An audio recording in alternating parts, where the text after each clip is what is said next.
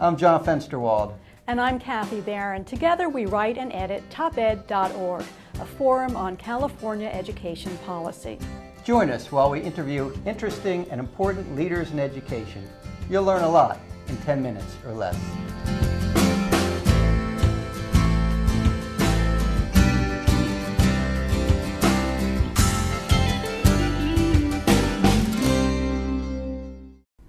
I'm Kathy Barron. Today my guest, Diane Ravitch, probably needs no introduction, but here's a brief bio anyway. She's a research professor of education at New York University and an education historian. She was Assistant Secretary of Education in the George H.W. Bush administration and helped write California's U.S. curriculum framework. Her latest book, The Death and Life of the Great American School System, which we have here, subtitled How Testing and Choice Are Undermining Education, has made her into something of a cult figure for American teachers. It marks a sharp change in her views on No Child Left Behind, school choice, and other reforms. Diane Ravitch, welcome to Top Ed. Thank you so much for inviting me. You're welcome. Your book has resonated with teachers on a level probably not seen since Jonathan Kozol's death at an early age in the 1960s, and it seems to have tapped into teachers' fury and anger at a time that they're feeling very besieged. What do you think about being identified as the voice of teachers? Well, I would like to think, I would love to be the voice of teachers. I'd also like to think that it's touched a vein among parents, because I get a lot of emails from parents, and when I go out to lecture, which I have been doing now nonstop for the last year, the audience is usually probably predominated by teachers, but lots and lots of parents, because parents are concerned. A lot of parents are very unhappy with the atmosphere created by No Child Left Behind, and I can't say that I make anyone feel good, but I think what I do for them is that I make them realize that they're not crazy, they're not alone, and that I give them the kind of, let's say, scholarly overview or a context. I tell what might be a narrative, and it makes sense. This is what historians do, is you try to take events that seem disconnected and put them together and tell a story and not make it up.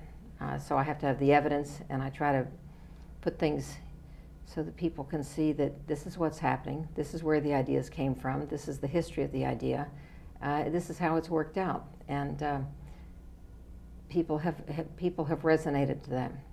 What's the most common feedback that you get when you're out meeting with people, parents, teachers, or speaking?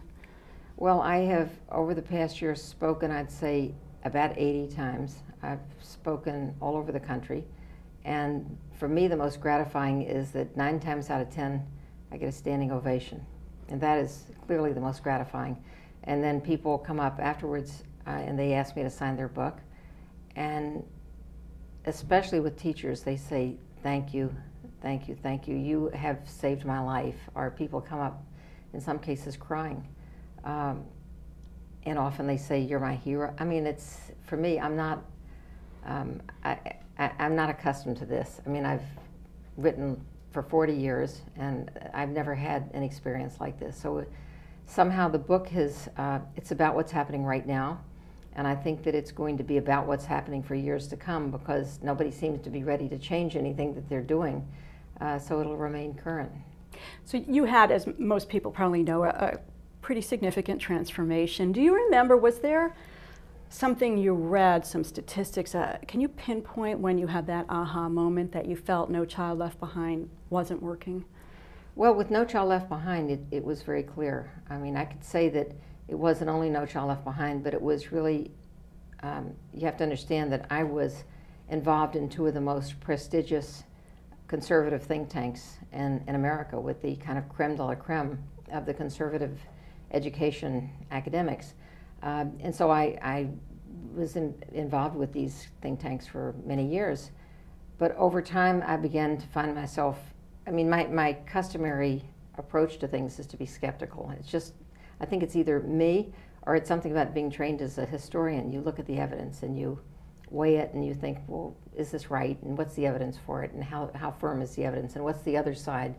And I found myself participating in the conversations about choice and accountability and feeling increasingly this isn't working. And a lot of it was evidence gathered by my own colleagues. But they would say to themselves, well, we haven't had enough time. And one of the things I've done over the years in writing books about education history is that I specialize in writing about fads and reforms that turn out to have lots of promise and then flop. And I began to have the sense that this was going to be another one, only there would be a lot of collateral damage, and I became increasingly concerned. But the moment I've felt that NCLB was not working was, and I write about it in the book, November 30th, 2006. And I can pinpoint the date because I went to a conference at a conservative think tank in Washington, D.C., and my job was to summarize the day's proceedings. And there were a dozen or so scholars who presented papers about, is NCLB working? And they all concluded it wasn't working. And my job at the end of the day was to summarize the papers and to say, it's not working. So that was like a big light bulb going off after I read these papers from all across the country. And then when the results of the national assessment came out, and it said the scores really hadn't changed very much after several years of No Child Left Behind, I thought, you know, I think it's not working and we should tell the public so. So I became very critical of it from that time forward.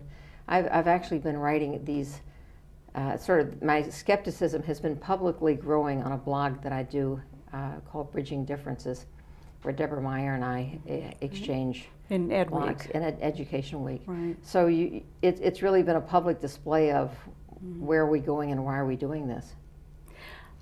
I want to, we're going to split this into two segments, and so I want to sort of end the first segment with having you just mention, you seem to be in some ways, among people of your level of scholarship, a lone voice, sort of saying that, you know, this information that we're getting, that it's been 10 years since NCLB, it seems to not be working, we need to move on. Well, why do you think that's happening? Well, actually, I don't think I'm a lone voice. I think that I'm now more in step with the education academics, but what I have that most of them don't have is a public platform, and I think it's important because the book has been so widely reviewed, but also because of this public renunciation and the fact that I was in the first Bush administration.